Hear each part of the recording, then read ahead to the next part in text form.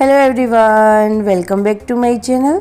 તો આજે હું તમારી જોડે શેર કરીશ કાઠિયાવાડી રીતે બનતો રીંગણનો ઓળો બનાવવાની રેસીપી।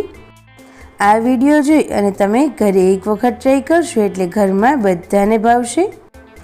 અને તમને પણ મારી આ રેસીપી સારી લાગી હોય તો પ્લીઝ આ વિડીયોને લાઇક, શેર અને નીચે આપેલા રેડ બટન ઉપર ક્લિક કરી ચેનલને જરૂરથી સબસ્ક્રાઈબ કરજો।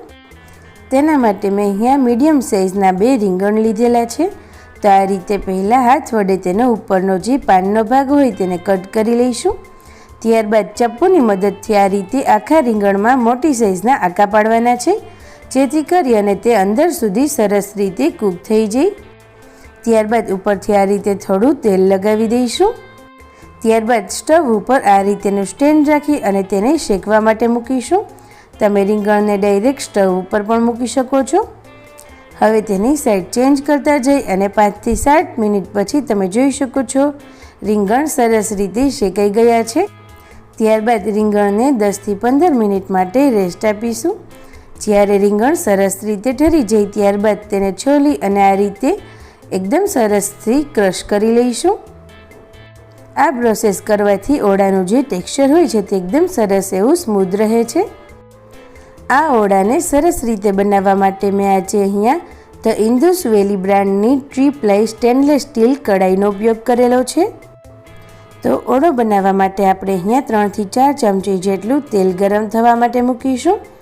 તેલ ગરમ થઈ જાય ત્યારબાદ તેમાં ચપટી જેટલી હિંગ અને 1 ચમચી જેટલું આખું જીરું એડ કરીશું।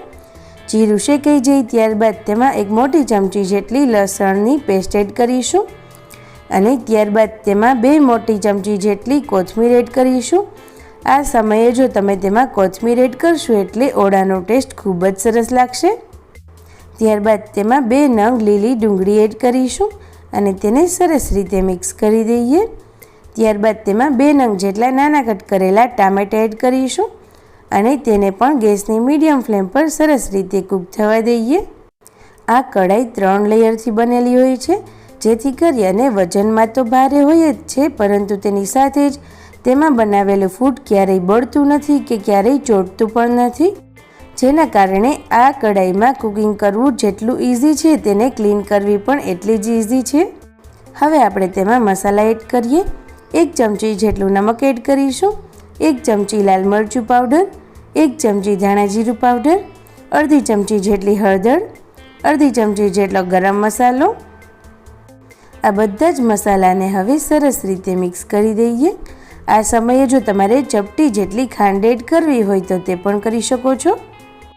હવે આપણે જે ક્રશ કરેલો રીંગણનો ઓળો છે તે એડ કરી દઈએ અને તેને બધા જ મસાલા સાથે સરસ રીતે મિક્સ કરી દઈએ।